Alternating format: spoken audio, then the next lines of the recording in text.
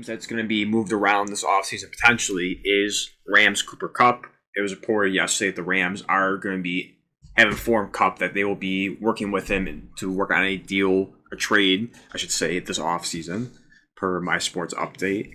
And it's going to be interesting where he goes to be exactly because of everything that we're going to be going over, just the age, the injury, the money, and so forth. At least for compensation, they're not going to get a ton, and we'll get into that in a little bit. But start off, let's look at his season, or his this year, and also the last few years. Ever since really his, if you want to say, arguably the best season for a wide receiver in NFL history back in 2021. But let's look at this year right now for Pro Football Focus. So it gives you the rankings for this year. He was targeted 97 times, which was 33rd in the NFL, 67 receptions, which was 30th, 710 yards, 43rd in the NFL, 6 touchdowns, ranked 28th, and then you have the advanced stats. With this one, 17th, he only had 2 drops, 17th in the NFL. Yards per reception was 10.6, yards after catch per reception was 4, passer rating when targeted was 110.8, and average depth of target was 8.1. Again, if you wanted to look at the advanced stats for it. But ever since, again, really after that legendary 2021 season, he's been banged up. And of course, he got his contract soon after 2021, and it's been rough. I don't want to say he's been horrible. He's been no doubt productive. He's still a great wide receiver. But in the last 3 years, he's missed 18 games. He missed 8 in 2022, and he's missed 5 in 23 and 24. Again, still putting up respectable numbers with that as well. 812 yards, 6 touchdowns, 737, 5, 710, 6. Those aren't horrible, but for the money that he's getting paid, and we're looking at right now, entering 2025, almost $30 million, 29.7 to be exact, and 27.3 in 2026. You have to put better numbers up than that. And no doubt, certainly, you have to be available more than what it's shown. Missing 5 games last couple years. That's a steep price to pay for a guy who's going to be set to making close to $30 million and saying, hey, there's a chance that right off the bat, take away 5 games for a season. They're going to be out with them. And that's just being nice about it. It could be 2022, like we said, 8 games with that. And that's going to be very difficult for teams to give up high value for him. It isn't. The Rams should not be expecting to get a lot in return. And it's not going to get much better. I mean, you look at his age. If you go up here, check him his age, 31 years old. And by the end of his contract, he'll be 33. Or sorry, end of the contract, he'll be 34 in 2027. A 2-year deal or a 1-year deal, depending on how you want to look at it. For right now, it's tough. If you look at the previous or recent wide receivers in that age range, at least high-profile ones, if you want to say Stephon Diggs went for a second. Devontae Adams went for a third to the New York Jets. Amari Cooper went for a third. You had Keenan Allen went for a fourth. So you look at the recent trades for, again, a similar situation like Cooper Kupp in his 30s, starting on the decline. You're not going to get a ton of value. At most, you're going to get, it's a pretty safe assumption, you're going to get a 3rd-round pick. And you might have to give up a pick along with Cooper in return. Like, again, you look at the Bills. I believe the Jets also had to do it too with Devontae. And I mean that's that's pretty much it. I mean, like the recent ones, you've had to give up compensation for picks in return. Again, Stephon Diggs as well, if I didn't mention that. So you're going to have to get maybe 5th, 6th, whatever it be, just an additional low end pick to get that 3rd-round pick in return. And that's when the Rams, whether they like it or not, are probably going to have to accept with that. And again, just for the money. They did say they're going to get a good portion of the money. I should put that out there too. But even still, I just don't know with guarantees and this and that, like how that's really going to play out. Of what the official number at the end of the day it's going to be that said team is going to have to pay Cooper Kupp. At least for right now, that's what it's at, 29.7. Like I said, the Rams said they are willing to eat up a portion of the money, but still, even with that, it's high. It's I don't want to say high risk, but it's definitely a medium, mid risk, high reward. If you're banking on him being healthy, there's no question. I still think he's capable of giving you an over 1,000-yard season. He has that capability. Even in the games he's missed, he at the floor is 800 yards, which again, that is at this point right now, that's pretty good. Even with the money, I get it. It's a ton, but 800 yards is productive, no question. But I still think he has capability of being a 1,000-yard receiver if he can stay healthy. That's the big if about it. If he can stay healthy with that, but I think he's certainly be beneficial to a playoff contender, or certainly someone that could that could be the missing piece maybe of going to being a playoff contender, maybe being a championship contender, or a team that's just more respectable in the playoffs. And I'll get to the some of the lists right now for a few teams. There are two that aren't going to make the playoffs whatsoever, but more of a rebuilding process for it. So the first one we're going to look at is the Patriots. I'm kind of ranking these based on just money at what they have right now. I have the Patriots first. This is someone, new coach, and Vrabel, Drake May coming into his second year. They really need that number one wide receiver. They really don't. They don't have that. You're hoping that with a Polk and other guys, but it hasn't really worked out. Those are just nice wide receiver 2, wide receiver 3s. Cooper Kupp can really come in here and help immense help in Drake May's development, along with Josh McDaniels, that's also returning to the Patriots as offensive coordinator. Cap, they have $122.1 million to play around with, which is most in the NFL. So certainly they can throw those picks around, whatever it may be, a third, fourth round pick, whatever it may cost for Cooper Kupp, and they have, it's very easy for them, doable. Even if worst case they have to eat all the 20, take the whole contract, $29 million, they can absolutely afford that, no question. It doesn't really hurt them whatsoever, especially looking at the division with the Bills, the Dolphins, the Jets. And you truly believe you like Drake May's development, and he did show flashes at times, no question, his rookie season. Cooper Kupp can immensely do that. He's still a phenomenal route runner, great hands, still one of the better wide receivers. And I don't know if I would say at this point he's elite. I think he can give you flashes of that, but I think he is at most a very good wide receiver, if you want to say that. I don't want to subtly put a label on him right now. Great, very good, however you want to put it. He's still a productive wide receiver. We could call it that.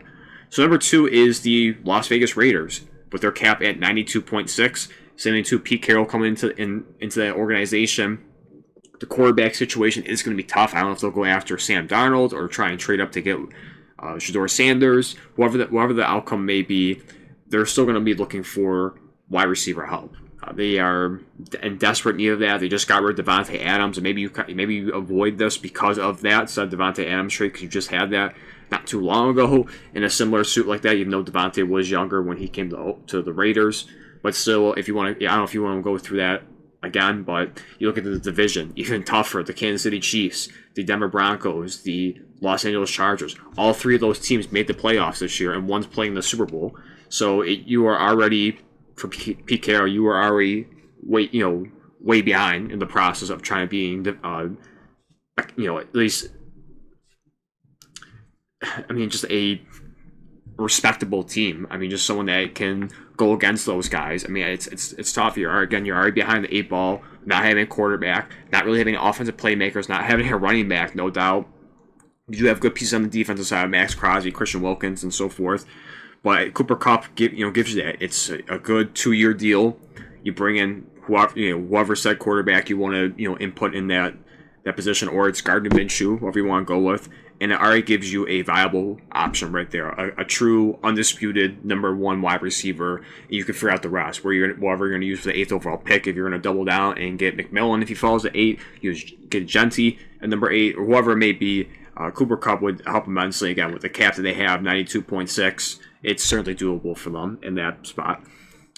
So next we have the New York Giants at 47.1 million. Same thing too. You're looking at the Giants, 3rd overall. You feel like most likely it's going to be Shedeur Sanders. You're expecting Ward to go 1st overall, and either Abdul Carter or Travis Hunter 2nd overall to Cleveland. It may be a complete shock if Shedeur goes 2nd overall, but you expect one of those 2 defensive players to be picked 2nd.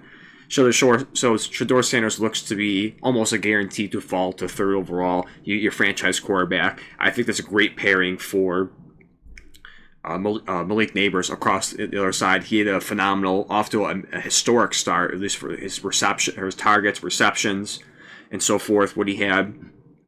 He had a great rookie year, no doubt about that. It was worth the pick. I think you need a co-star with him along well, and I think this is certainly the better spot for Cooper Kupp, and he's used to that right now with Puka Nacua. If you want to say he's the wide receiver one, younger and just more explosive, more athletic at this point than Cooper Kupp, I think this would be a great co-star for Malik Neighbors and to help Shedeur Sanders in this offense. And Brian Dable gives him another weapon to help the early process for Shedeur Sanders in that moving forward. So number 4 is these next two are going to be the playoff contenders. Now, none of these are going to boost them to championship caliber. Maybe for the 5th one, maybe this next one won't be. It will just be a playoff contender with the Pittsburgh Steelers. You do have rumblings about George Pickens.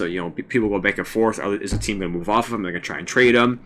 Regardless, it's a similar suit of how I have the Giants. It's another co-star for across the other side for George Pickens. Outside Pickens, you really don't have anyone else. You have solid players like Pat Freiermuth, Kevin Austin, but you don't have any other great options outside of that. And I think that really showed heavily late into the season when there wasn't really anyone else you can rely on.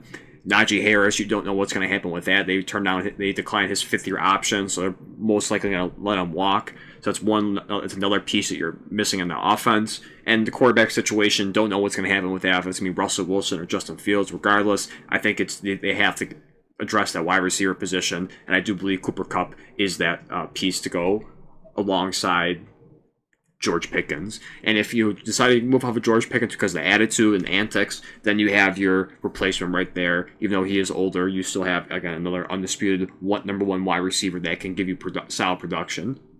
And the last one is the Green Bay Packers. That's why it's like maybe a championship contender. Who knows with that? If you kind of follow the video today or the audio of hearing Josh Jacobs saying we need a true number 1 wide receiver. Well, here you go. This is certainly that case right here. They've done just fine with Watson, Dobbs, and so forth there. But adding Cooper Kupp into the mix. I think I saw a comparison that someone made. Funny enough, talking about the Packers, that someone compared Cooper Kupp similar to Jordy Nelson, and funny enough, that'd be another great pairing if it is the case. Packers fans obviously know a lot about. Jordy Nelson made tons of plays for him. Their cap right now is $37 million. Sorry, Pittsburgh was $37.3 if I didn't say that. Packers is $37 million. So you definitely would have to really negotiate how much money the Rams would eat on that, because that is a good portion if you take $29 million from that $37 with that, and also 2 of the Steelers. I didn't mention that as well. But that's kind of, I think, the missing link for this offense. I don't want to say this is the guy that just puts him over the top.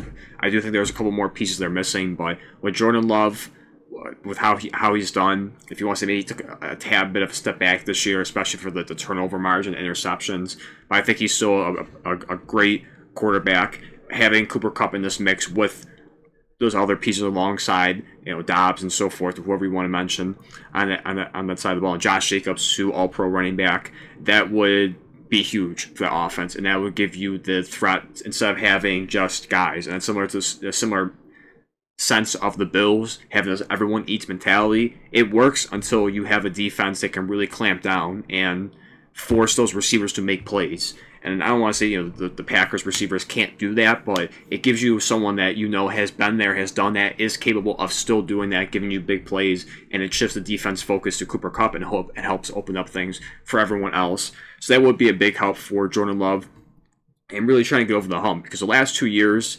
they've surprised people, especially in Jordan Love's rookie year. I mean, we have to remember they were basically a couple plays away from beating the 49ers and going to a conference championship.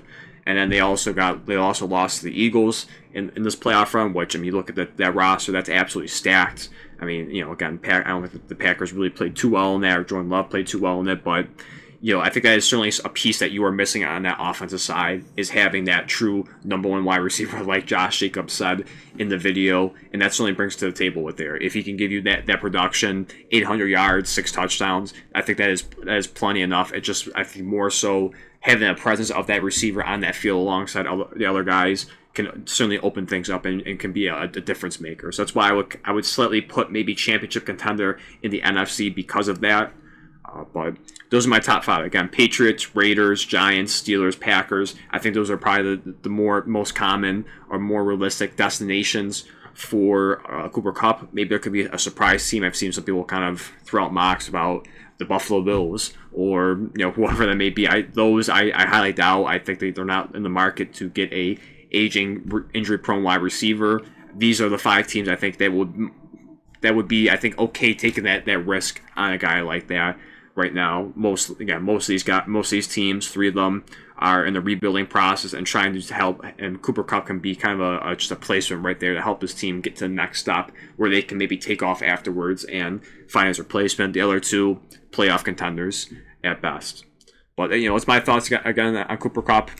Once again, I don't see a lot of value for him. At most, it's going to be a 3rd round pick. And if you're going to be getting that, you're going to have to give up something in return. And the interesting part, too, I'm also curious about is how much money, to be exact. I mean, I'm pretty sure they did throw a number out there of the percentage. But, when it comes finalized, if a trade does happen, how much they truly take a chunk out of that.